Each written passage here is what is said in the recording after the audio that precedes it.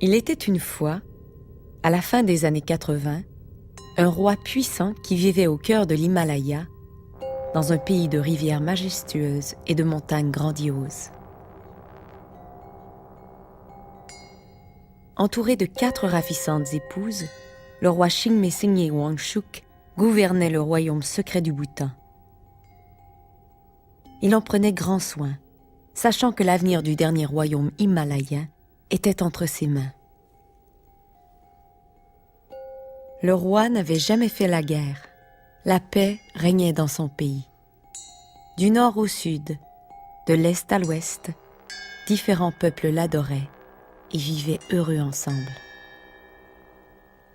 C'est du moins ce qu'il pensait. Car tout n'était pas rose dans le royaume. Au sud, les hindous de langue népalaise risquaient de devenir plus nombreux que le peuple du roi. Des bouddhistes du nord parlant le Dzongkha, une langue tibétaine. Cela inquiétait le roi. Il avait entendu parler de cette chose appelée démocratie qui avait mis en péril de nombreux rois avant lui, et à sa connaissance, aucun n'y avait survécu. « Il faut faire quelque chose, » se dit-il. « Si nous étions tous semblables, et que nous parlions tous la même langue, alors nous resterions unis à jamais. »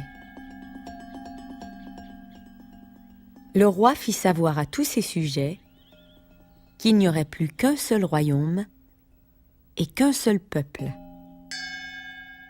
Il bannit le népalais des écoles et imposa le port du costume traditionnel dans toutes les fonctions publiques.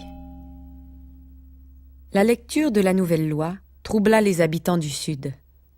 « Nos enfants parlent le népalais, pas le Dzongkha ? Pourquoi le roi n'aime pas notre langue et notre culture ? Il faut faire quelque chose, se dirent-ils. Allons tous voir le roi pour lui dire ce que nous pensons.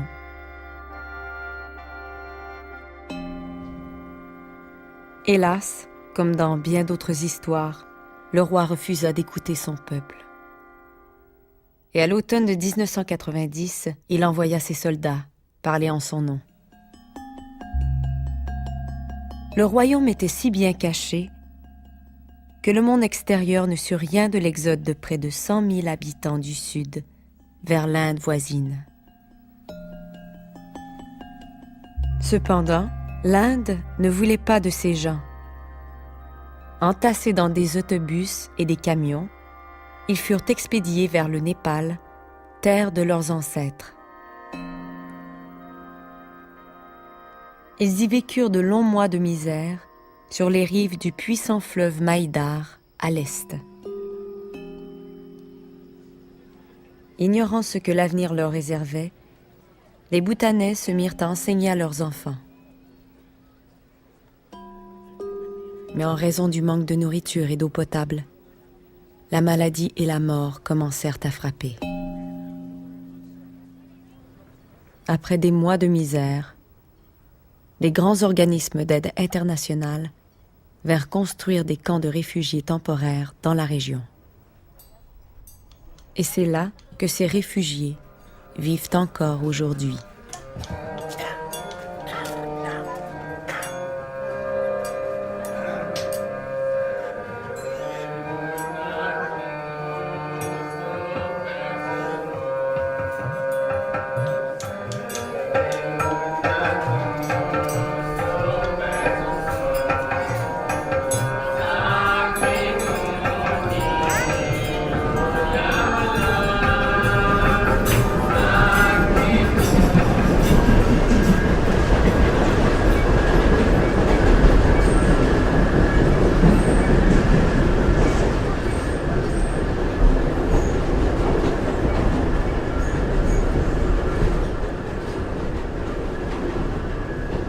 Everything comes after the survival. When you feel insecure about your survival, I think everything just dies down. not knowing what was going to go tomorrow, living in fear. More than fear, you always felt that you are nothing. I kept wondering, is this what I am here for? Like, the rest of the life I keep waiting for nothing?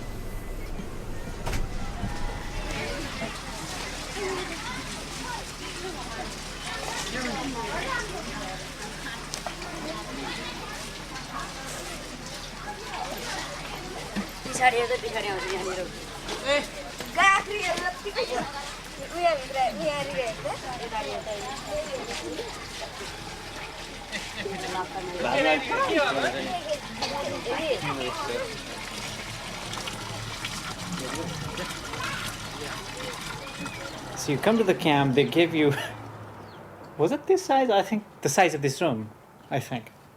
It would be this big. So they give you this big plot and then give you a few bamboos and a huge plastic to put on the roof. And then you go and build your own damn house. You're going to build your own hut.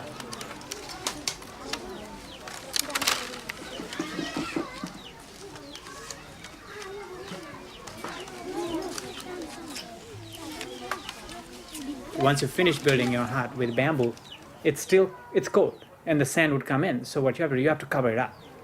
And you used newspapers to cover it up. But you need a glue to stick the newspapers into the wall. You couldn't buy it, you didn't have it.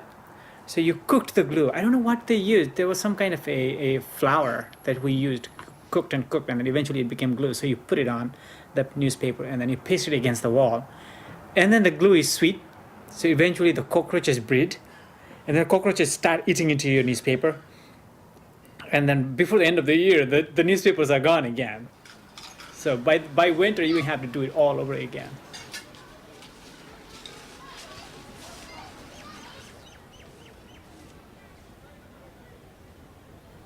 «15 ans après le début de l'exode du Bhoutan, 7 camps permanents abritent plus de 100 000 réfugiés, c'est-à-dire le 6e de la population bhoutanaise.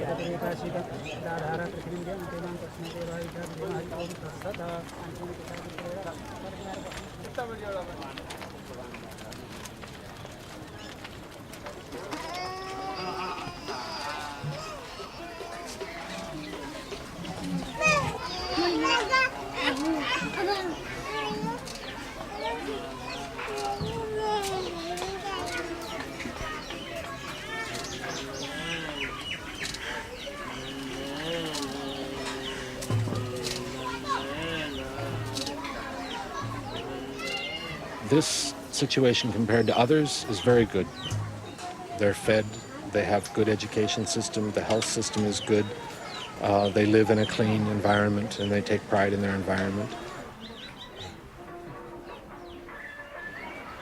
Being a refugee, it's known to only those persons who are refugee. Though we are physically alive, but our aspiration, hope, desire, everything has been dead. Because if I were in country, my own country, if I could have the land, my father's property, then I would have been different. I cannot, I don't like to be married. I have already promised that if I could return to our land, then only I'll have the life and I'll have the wife.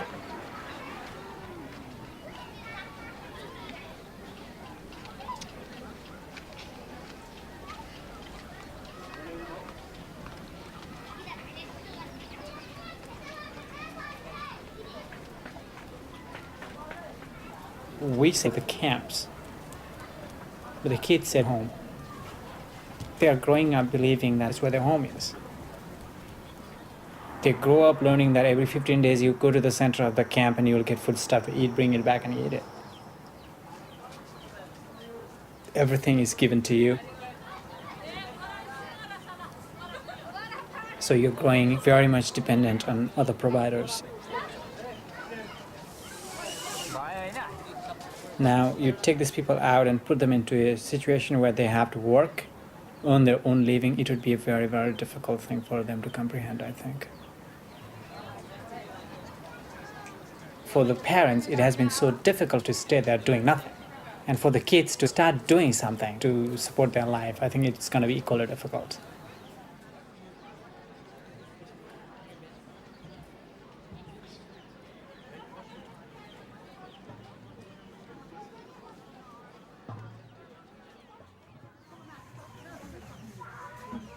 Leur survie immédiate étant assurée, leur pire ennemi est maintenant le temps. Le temps pour ne rien faire. Le temps pour penser. Le temps pour attendre. Le temps pour se rappeler. L'interminable temps.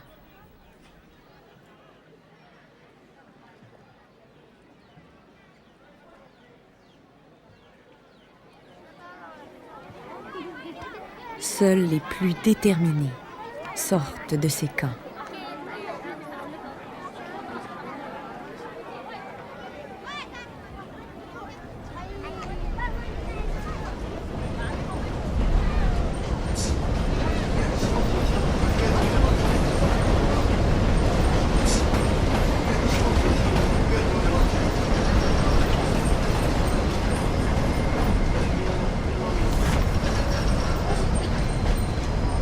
I work for Doctors of the World, USA.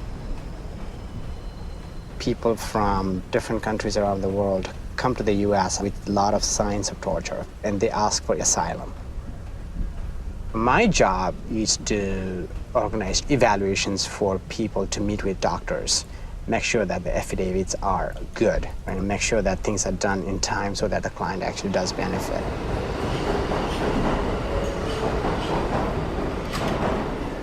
In the camp, when I interviewed torture victims, most of the time it was so difficult for people who have been through torture to tell their stories. So sometimes it was getting input from the wife or the daughter or the son or the father, and then ask questions in a very ingenious way without hurting them.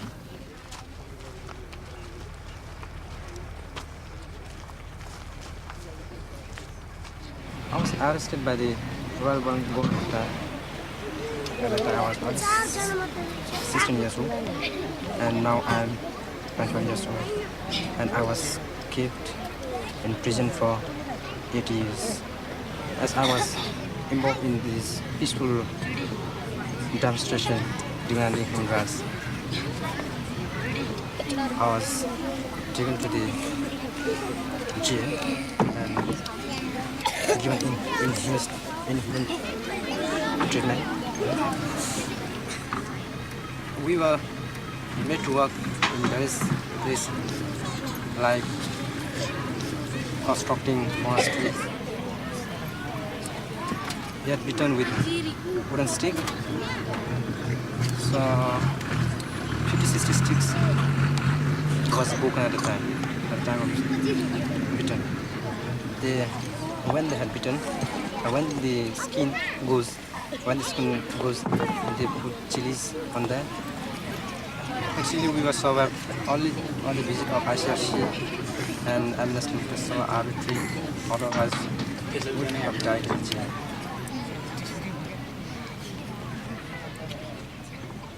My father wouldn't tell me about what happened to him. So I had to talk to his friends who were with him when he was tortured. And I had to find out that I found out through his friends that he was hung upside down, beaten up until he passed out. But he would never tell his family members what happened to him.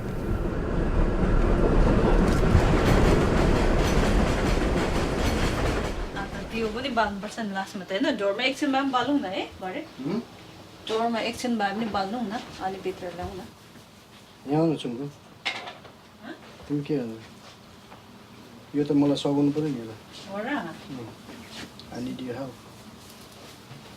All the village women had to go and take classes.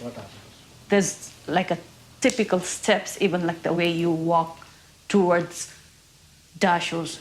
That's the officers and the ministers, anybody elder in the government. All the women were taught. My mother-in-law was so scared that she used to get up in the morning and practice. And in the evening after the class, she would come back and like, I did it. And like a kid, said, I knew how to bow down, I knew the steps. She thought she learned something, but it was her fear that was teaching her.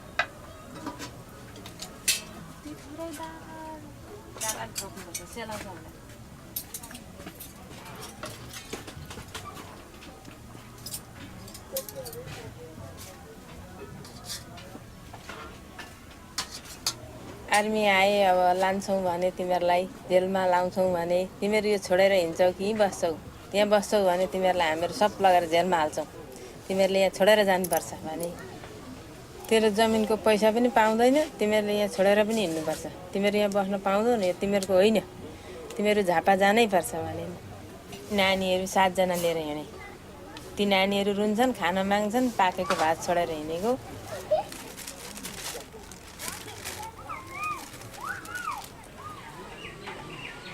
our house before we left,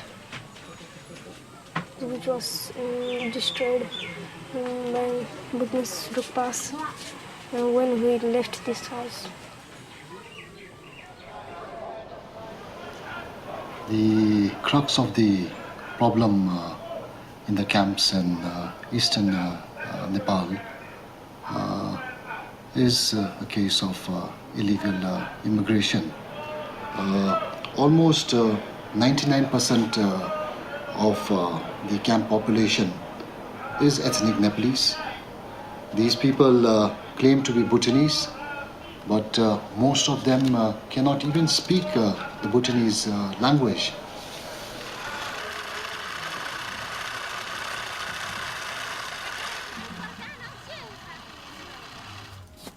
Quinze rencontres bilatérales ont eu lieu entre le Bhoutan et le Népal pour remédier à la situation. Seul le Népal reconnaît le statut de réfugié des Sud-Bhoutanais.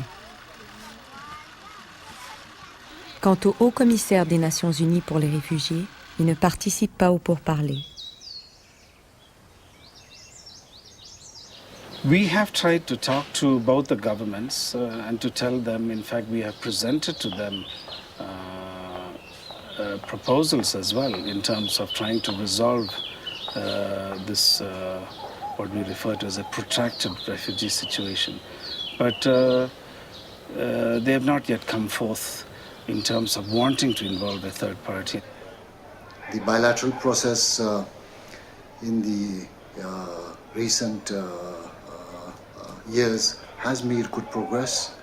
So we don't believe that at this present moment there is a need for involvement of any other parties in the process. Après 12 ans de négociations, les deux pays conviennent de vérifier la citoyenneté bhoutanaise des réfugiés. Ceux-ci se prennent à espérer que le roi les reprendra. Our king is always wise. He respects the people. He always cares for the sovereignty of the nation. And king is always nice.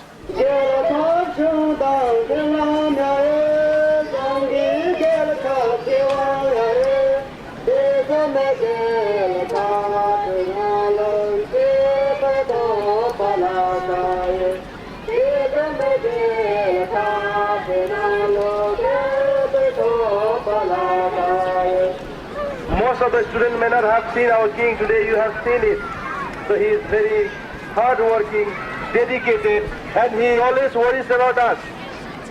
Now, please always respect the king. So when we respect the king, one day he will understand our problem and will take us back.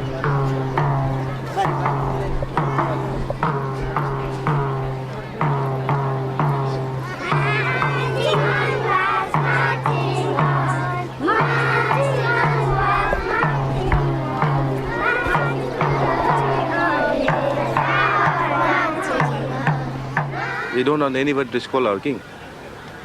So at least still now we respect him. Because he's our sovereign leader. Other people have no right to scold our king. We are looking for his wise decision. So let's see how the king decides.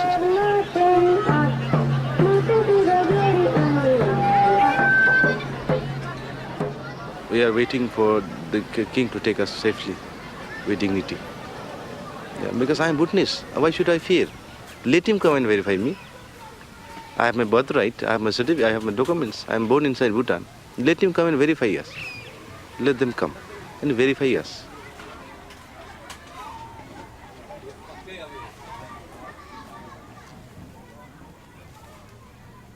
The argument of the government of Bhutan and that most of them are people who left Bhutan willingly.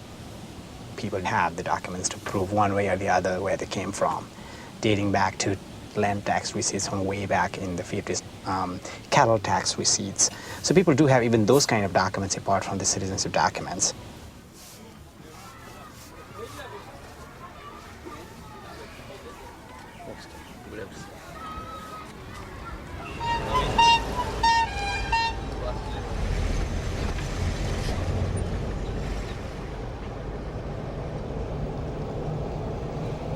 En 2001, 10 ans après l'arrivée des premiers réfugiés au Népal, un processus de vérification allait enfin débuter. Dans un premier camp, les responsables bhoutanais et népalais ont vérifié la citoyenneté de chaque réfugié. Il leur a fallu 18 mois pour contrôler 12 000 habitants. À ce rythme, il leur faudrait encore 13 ans pour passer au crible tous les réfugiés. Les résultats laissent perplexe. My wife, my children are put in category 4, that is terrorist group. And my mother, my sisters are put in category 2, that is voluntary migrated.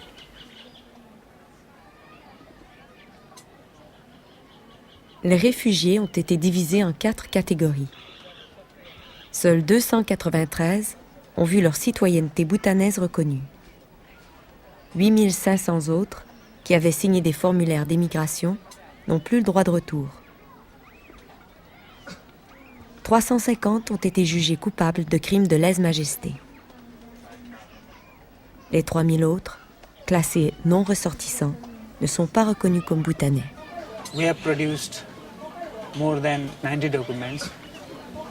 We have got the original documents of Bhutan, where it is written that he or she is the bona fide citizen of the country. They have placed in category 3. It means the non-nationals. It is not non-nationals.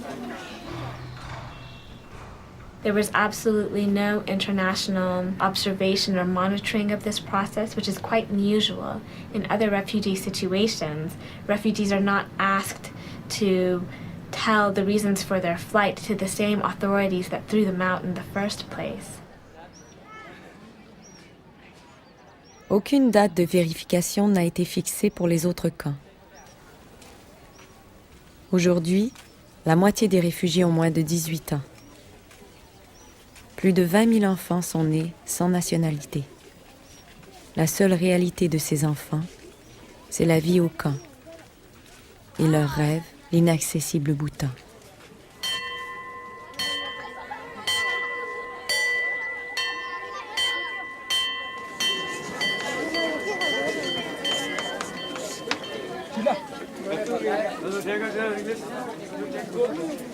In many ways, life is better here in Bhutan. Bhutan means where? In which place? In Thimphu, capital city of Bhutan, is it? Yes, sir. So, in many ways, life is better here in Bhutan. In Bhutan, life is better than where? Tokyo. Yes. Let us see why. We are more relaxed and we do not suffer from the mental tension. There is no any mental tension in Bhutan. Yes, sir. No any crowd. Okay? Yes. No any noisy. No any noise. There is no any noisy place. The people are not that much crowded. So it is very good to live in Thimphu than in Tokyo. For this, we should serve our community to the best of our ability. In this way, we have to serve our community in the best way.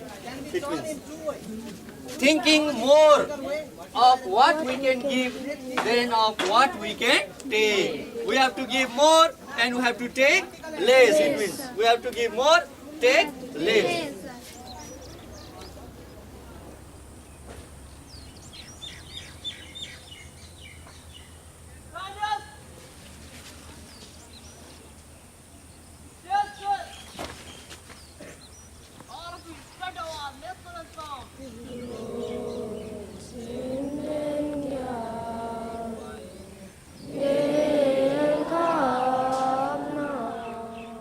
Ce n'est qu'en 1907, après des siècles sous l'autorité des moines bouddhistes, que le Bhoutan est devenu un royaume.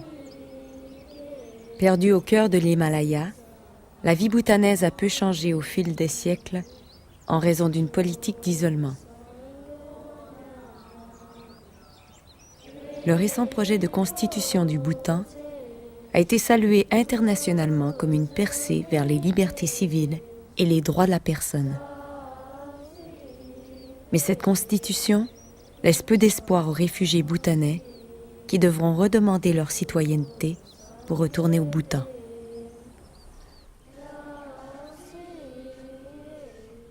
It's very clear that the way in which the Bhutanese government has approached its treatment of the ethnic Nepali Bhutanese, that the design of their citizenship laws is inherently racially discriminatory.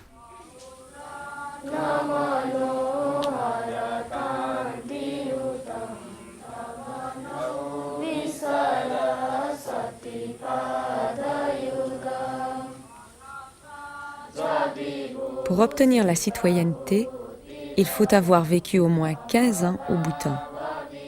Il faut parler couramment le dzongkha, ce dont la plupart des réfugiés sont incapables.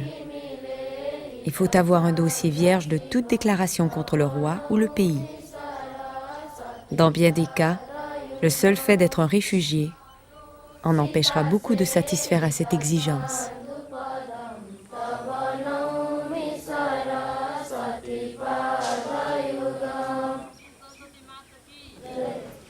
Bhutan cannot be expected to change its citizenship laws Bhutan continues to be an attractive destination for economic migrants, and the laws are the only protection.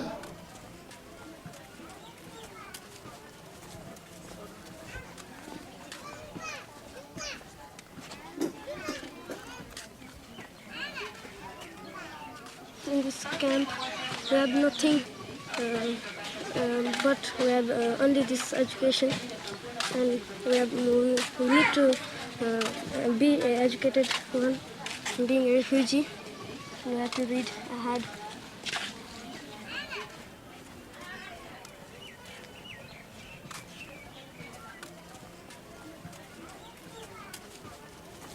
Until class 10, the children up to class 10, they of course do not feel much. But after completion of class 10, we will be facing the real problems. Then we will be starting to realize that we have no life.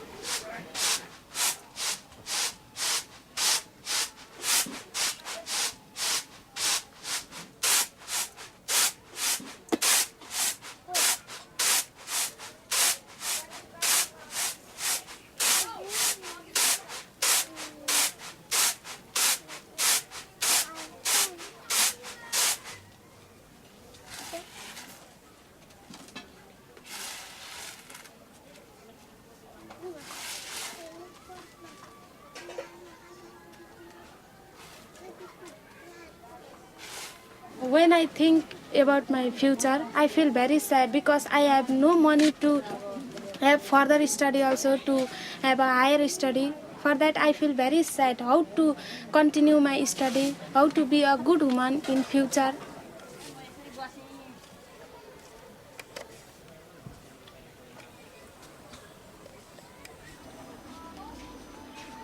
I have spent most of my life as a refugee. Now I have reached 23, and I have started getting out of the camps and see the world. But there I feel what is my status, what it is to be a refugee.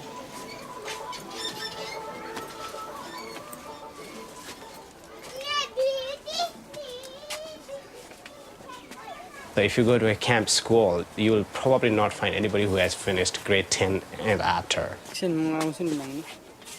There used to be master's candidates in the camp who were teaching, bachelor degree holders. Trained teachers used to be there. People who have been able to educate themselves are leaving the camps and trying to make a living outside of the camps.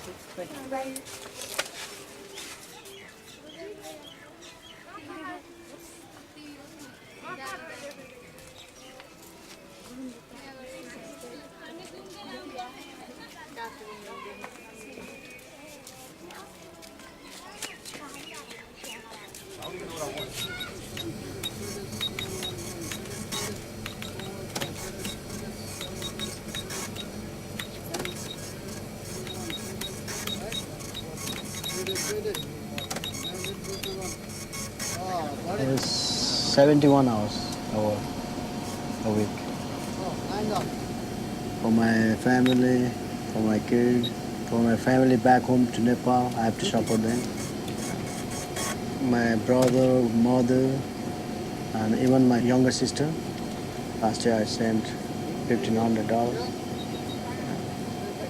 It was like my dream to support them.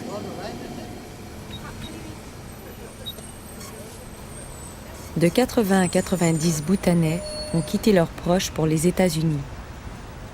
Leur participation à des conférences sur les droits de la personne leur a valu un visa d'entrée.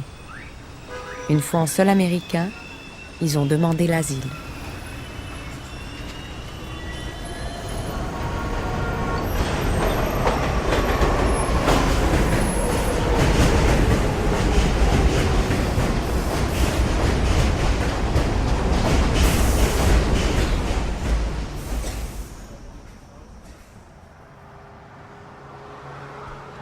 I was already in New York when the verification happened. From my conversation with my father after the verification, it was funny to see how a child 18 months old was classified as a terrorist. It was funny to see that a brother in the same family living together in the same hut, one of them was in category 1, the other was in category 2. The third would be in non-Bhutanese.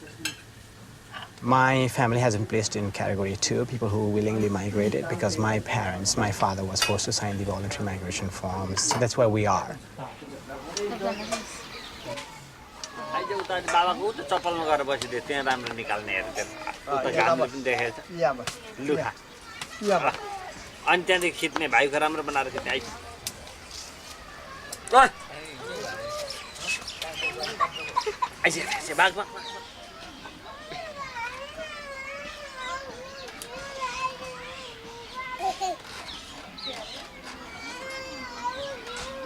There's nothing going on.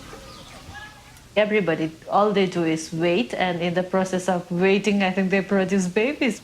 What else can they do?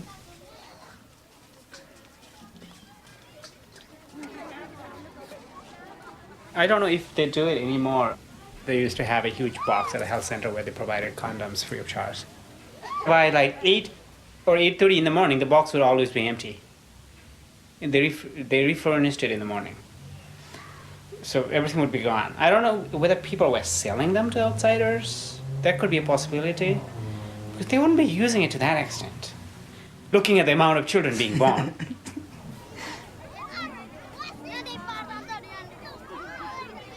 If I had gone to the camps by now, maybe I would have been like a mother of how many? 4, 6 children.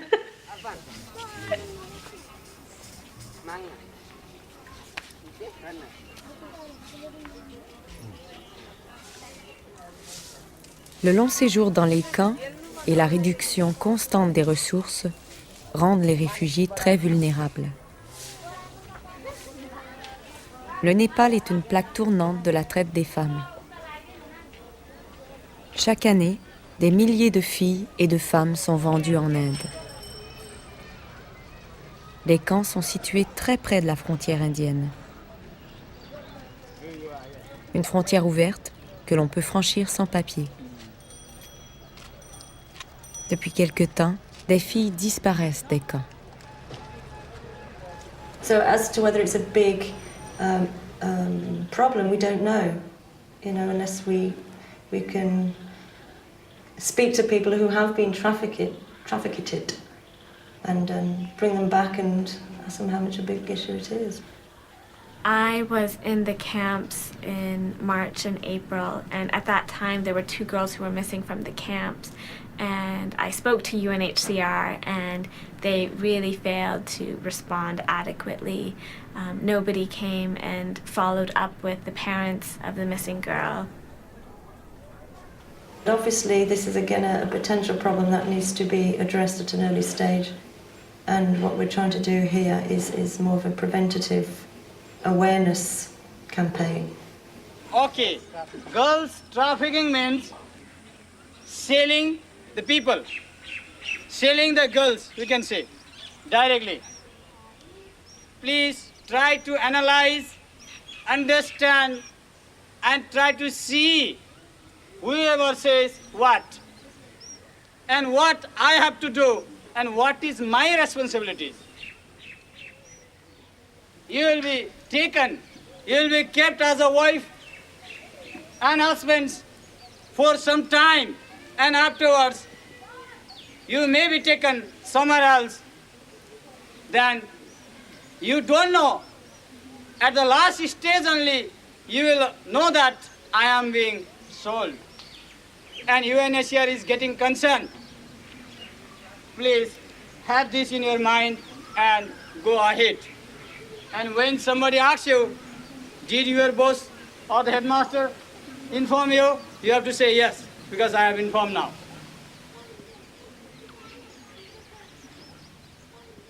If a girl disappears, often nobody really does anything, and it's critical to respond in the first day if you want to have a good chance of making a successful intervention to find someone who's been trafficked. You see, we can't address issues like that if nobody's speaking to us. If we don't understand what the issues are, how can we address it? And if they're not speaking about it because they may be feeling embarrassed or they don't want to sort of accuse UNHCR of anything, we can't address these issues.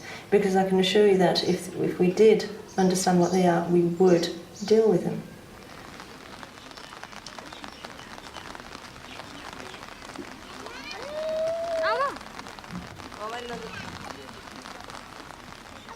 Pendant que les réfugiés languissent dans les camps, le Bhoutan vend l'image d'un paradis perdu.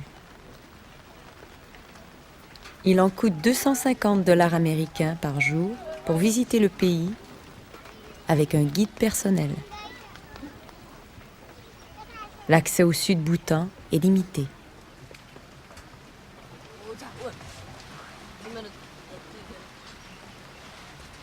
Many of the homes of the refugees are now being resettled by other groups of Bhutanese, and this is a government-sponsored program to take over the lands, which makes it much more difficult for the refugees to return home.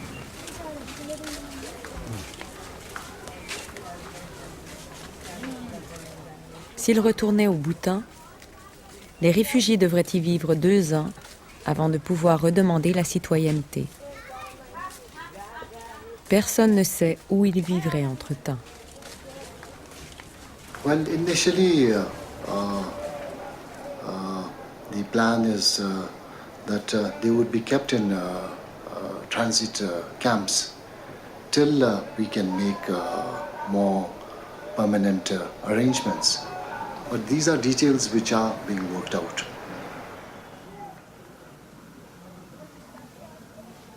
Rentrer reviendra passer d'un camp de réfugiés à un autre. Le Bhoutan refuse toute surveillance internationale de ces camps. Well, so far as things stand, we have not yet been given permission to have a presence in Bhutan, and we hope that that when the movement takes place, that probably we would get some role in terms of the repatriation. We think this is important.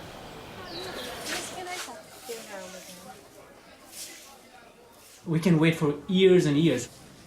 Prostitution is creeping into the camps. Drugs are creeping into the camps. Healthcare is being taken away from the camps. Gangs are coming up in the camps. So when all of those things are coming, I would not want to sit down there saying that we go back to Bhutan or nothing.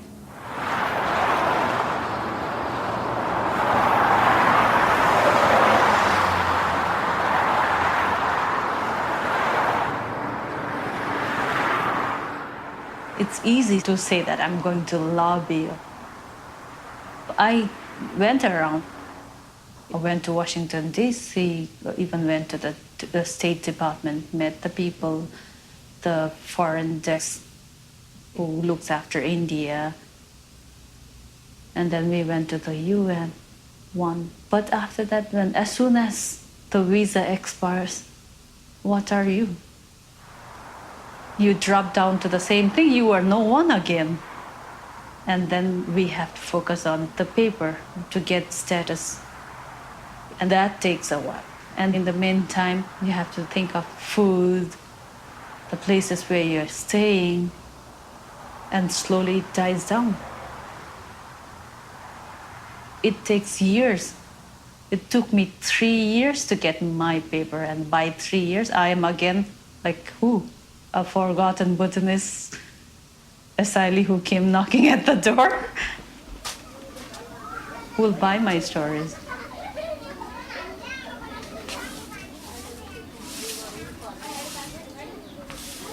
They know what's going on. All the people who can actually make a difference know what's going on. People respond to blood spilling around them. If they see that tons of people are dying, they respond. But in the camps in Nepal, that's not happening. Alors que les États-Unis ne fournissent aucune aide directe au Bhoutan, le pays est généreusement parrainé par un groupe de nations, les Amis du Bhoutan.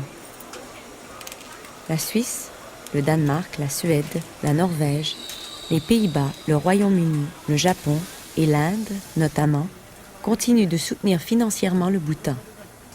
Quand le Canada s'est joint à eux en 2003, les réfugiés vivaient déjà depuis plus de 10 ans dans les camps.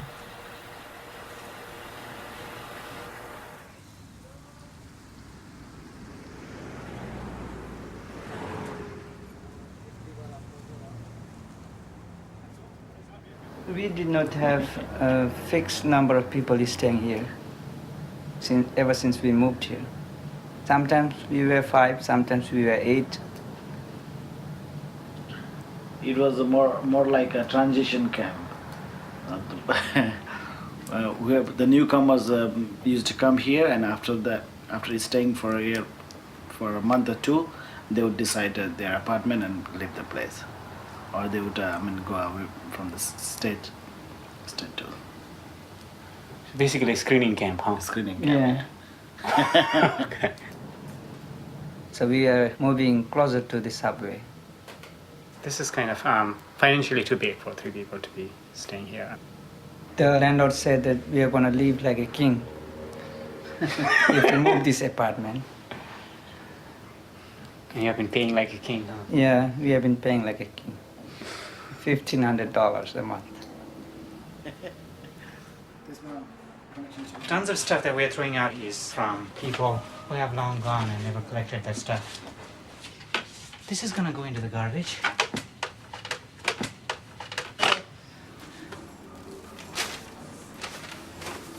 $12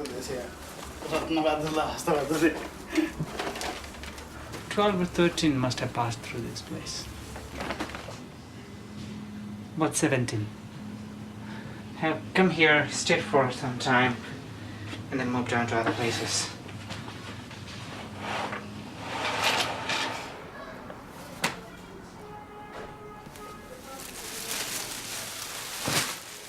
In one of the news later that the refugees produced back home.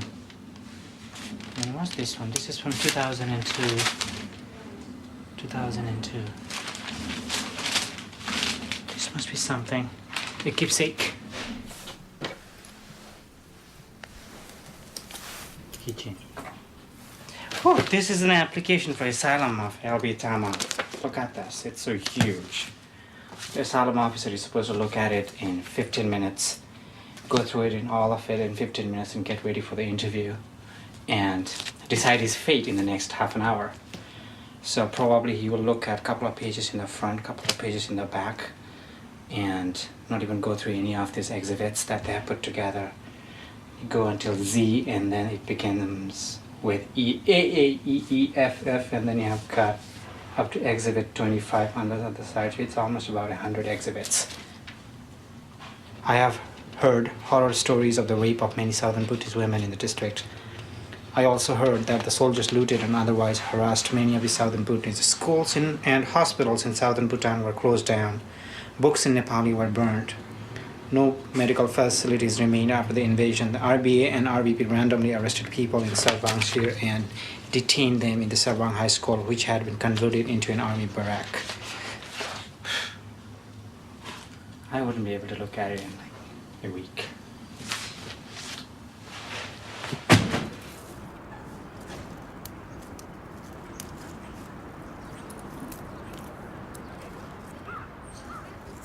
I knew that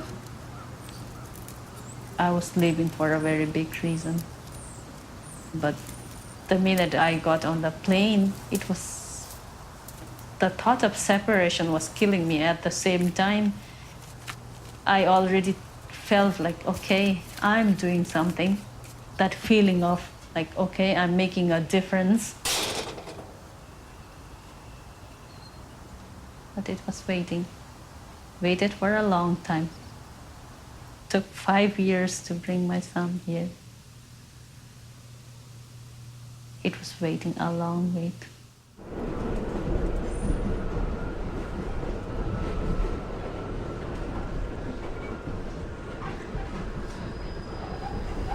He was 7 when I came. He's 13 now. So that's half of his life that I'm not with him. He told me that he used to feel angry. Very angry. And then he doesn't know why, but now that he's here, he doesn't feel angry. That's what he told me, and it hurts me most. As much as I was going through, He was going through a lot also. It's just that kids that don't have a way of saying it.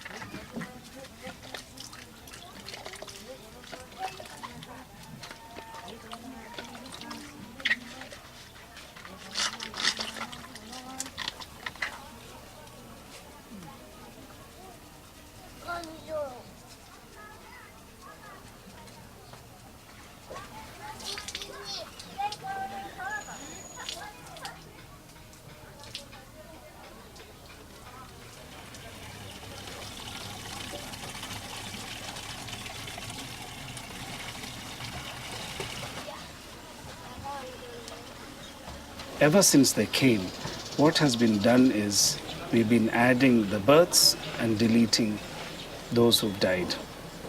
But what we are trying to do basically is to carry out a re-registration that would help us to better determine the number. Linked to this, we would do a profiling of the refugees. For example, are you still a student going to school? Are there skills that you have that we might be able to develop? What is it that you'd like to do? And if we can give them skills and make them productive, they could also be self-reliant, and money could be put more to productive use rather than continuing recurrent expenditure year after year, especially in a situation like this where the solutions seem to be eluding us.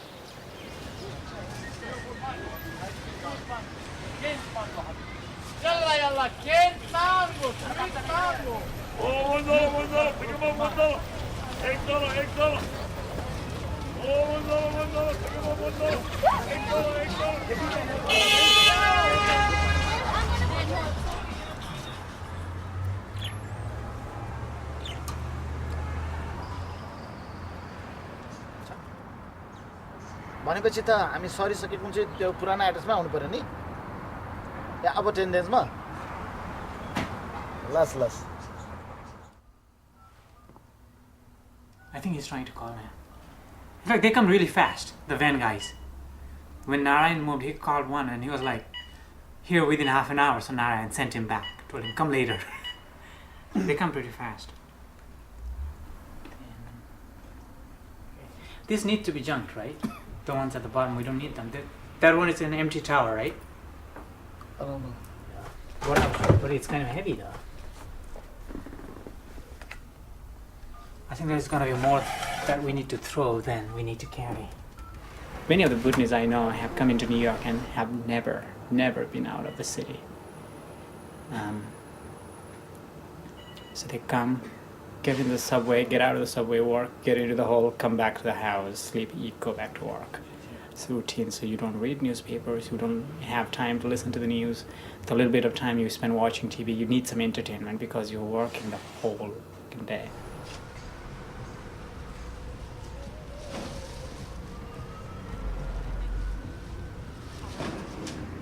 The agency said that you would be having a very clean job, but I had to handle 50 pounds of meat, more than 500 pieces.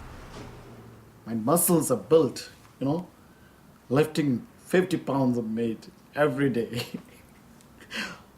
Muscles, can you see my muscles? They're really bicep, triceps.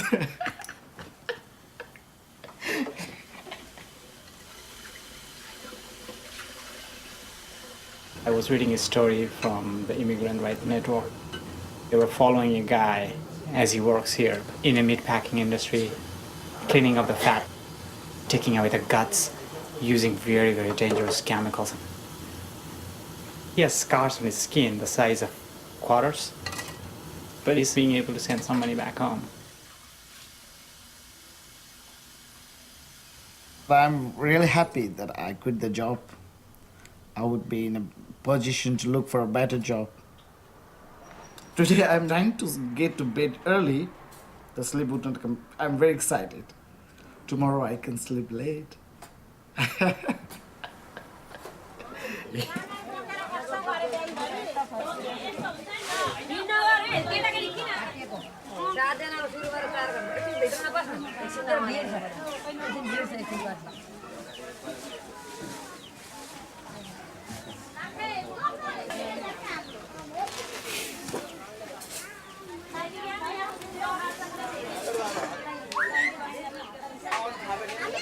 are not going to be here for the next 10 years. And this is why the High Commissioner has also announced a gradual phase down of his involvement in the camps and to see how we could try and do other things to also achieve solutions. There is a real risk that it will be viewed as letting the Bhutanese off the hook, that UNHCR, which has a clear protection mandate, and which carries the weight of the International Protection Agency for Refugees, is backing off.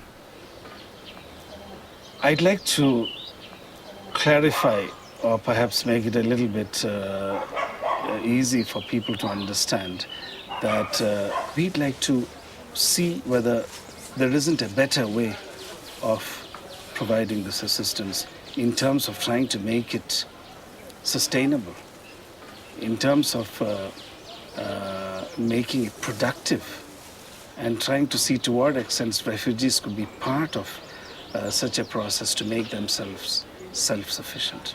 Their decision to phase out assistance and find other solutions for the refugees, promoting, for example, local integration into Nepal or third country resettlement, basically says that they've given up on the idea that these refugees can have the right or ability to go back to Bhutan, and in one sense says that the international community will just stand by if a country expels 1/6 of its population forcibly.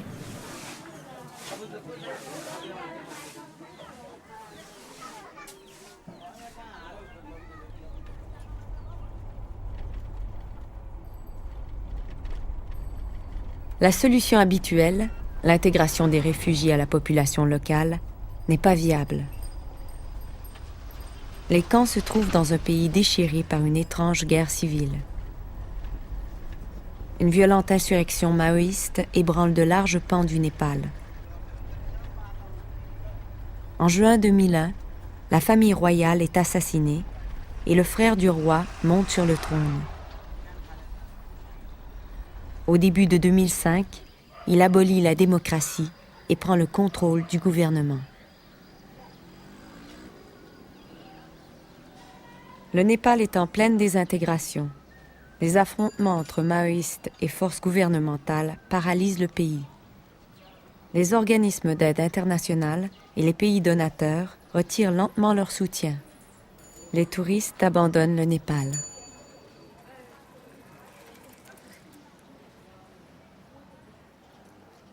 Thich Nhat Hanh, jadis fier dirigeant des Bhoutanais du Sud, vit maintenant caché.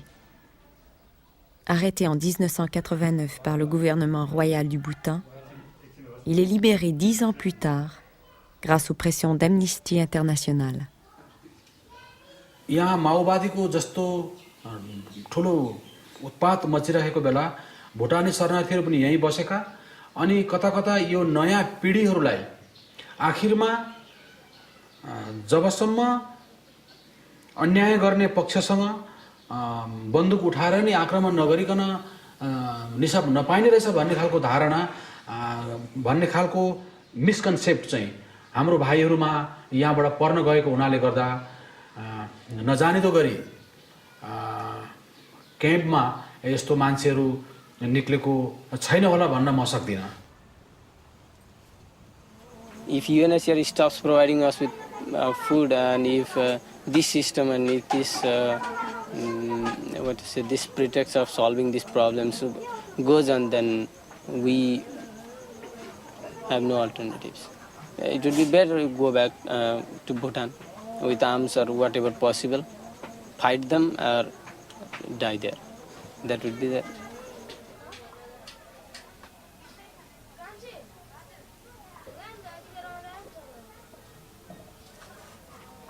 how long the international community will keep on helping the people. Now here we have 38,000 students, and really it's increasing. There is schools that maintain peace in the camp, and when the school closed, when the budget decreases, when the school remains closed, when the school is disturbed, the whole thing will automatically change into the negative point.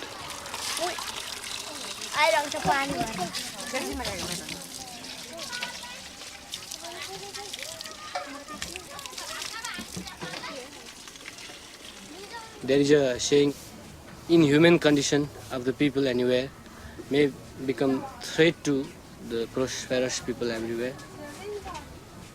If we are forced to, if no solution, no peaceful solution is found for this, one day this will burst into some worst condition. If I had this thinking capability when I was in Bhutan, I would die there rather than becoming a refugee. Yeah. Death is preferable than being a refugee for me.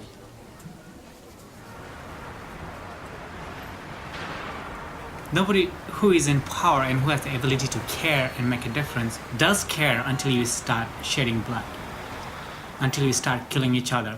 Until then, it just does not become a crisis situation for anybody who can actually make a difference. We have been saying that we want peaceful solution. Nobody is listening. And when nobody listens, people get desperate. And when they get desperate, they do desperate things.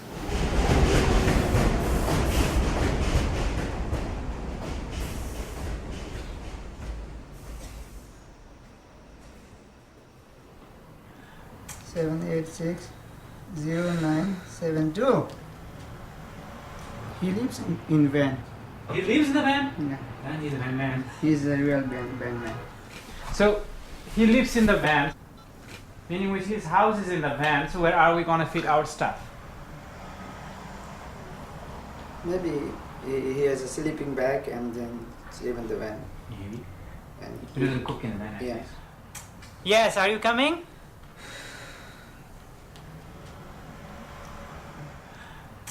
Oh, great. Okay. We'll see you then. Bye. He's gonna be here in 5 minutes. Says traffic is crazy. He's coming. Now finally we can go.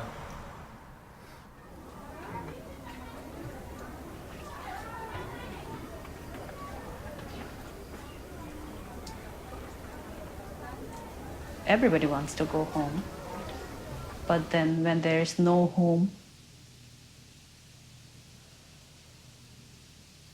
how can I say that I want to go home? Okay. It has to be more straight. No. What are you doing? I'm turning it around. He's trying to turn it around. Turn. As per the Bhutanese law, we are considered as a terrorist. So there's no question of going back to Bhutan.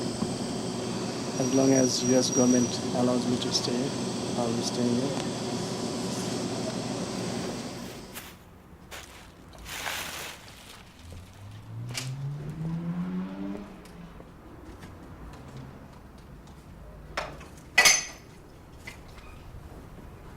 This is not a place to live for me because my parents are all in Bhutan. My siblings are in Bhutan. I was born and raised in Bhutan. I was educated in Bhutan. I do not want to be here for my life. I want to go back in Bhutan. I want to meet them, to help them again. So ultimately I'll go back to Bhutan.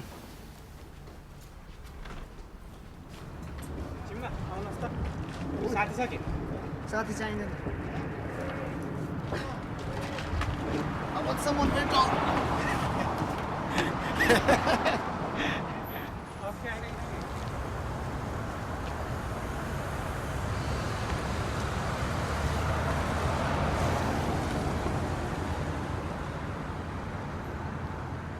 I don't think that going back to Bhutan is the only solution for the people. It's about keeping your family alive, having kids go to school, being able to live somewhere. I think we need to move on, start building our lives again. And eventually, if we come here, or Canada, or Nepal, or wherever we settle down, if we begin a life, we will be better able to keep on pressuring the government of Bhutan to respect human rights and liberties of the people who are actually inside the country.